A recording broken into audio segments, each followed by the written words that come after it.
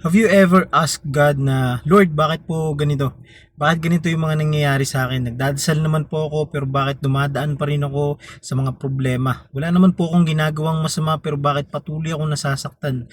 Nananampalataya naman po ako sa inyo pero bakit dumaranas pa rin ako ng sakit at karamdaman? Kapatid, this message is not to condemn you but to wake you up, because sometimes God allows pain not to destroy you but to draw closer to Him.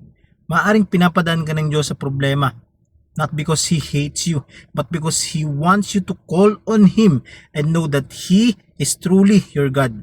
Sabi ng salita ng Diyos sa Psalms chapter 50 verse 15, kung kayo ay may bagabag, ako lagi ang tawagin. Kayo'y aking ililigtas, ako'y inyong purihin.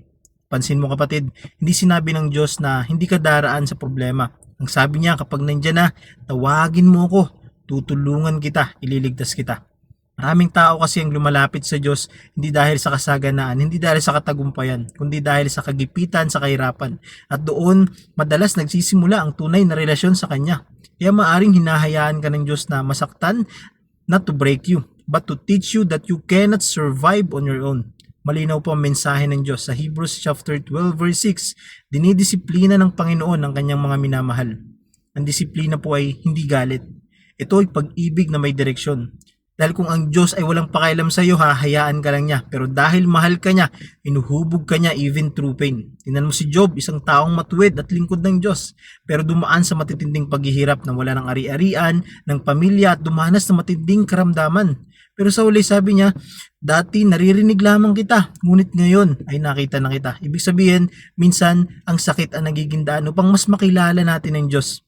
May mga pagkakataon din na hinahayaan ng Diyos na dumanas ka ng iba't ibang karamdaman, hindi para ipakita na mahina ka, kundi para ipakita na siya ang iyong dakilang manggagamot. Sabi ng Diyos sa Exodus chapter 15 verse 26, ako ang Panginoon na nagpapagaling sa iyo. Di man lahat ng karamdaman ay agad nawawala, pero sa gitna ng karamdaman, ang presensya ng Diyos ang nananatili. Tulad ni Apostol Paul, may thorn in the flesh. 3 beses po siyang nanalangin para alisin ito sa kanya ng Diyos. Pero ang sagot sa kanya ng Diyos, sapat na sa iyo ang aking biyaya. Hindi po tinanggal ang tinik, pero binigyan siya ng lakas ng Diyos para magpatuloy. Ikaw, ngayon, maaaring dumaranas ka ng iba't ibang problema, suliranin o pagsubok. Maaaring sa trabaho, negosyo, pamilya, relasyon, pera o iba pa, o maaaring nanghihina ka, nasasaktan o dumaranas ng hirap dahil sa kung anumang karamdaman ang dinadanas mo ngayon physically, emotionally, spiritually. Pero tandaan mo to kapatid, maraming kapighatian ang matuwid ngunit iniligtas siya ng Panginoon sa lahat. Hindi sinabing iiwas ka sa lahat ng sakit, pero pinapangako ng Diyos na hindi ka niya iiwan sa gitna nito. Kapatid, pakinggan mo to. Ang Diyos ay hindi mapangwasak. Siya ay Ama na humuhubog. Kung ikaw ay nasa gitna ng problema ngayon, huwag mo lang itanong na, Lord, bakit po nangyayari to sa akin? Tanong mo rin sa Kanya, Lord, anong plano mo? Anong gusto mong ituro sa akin?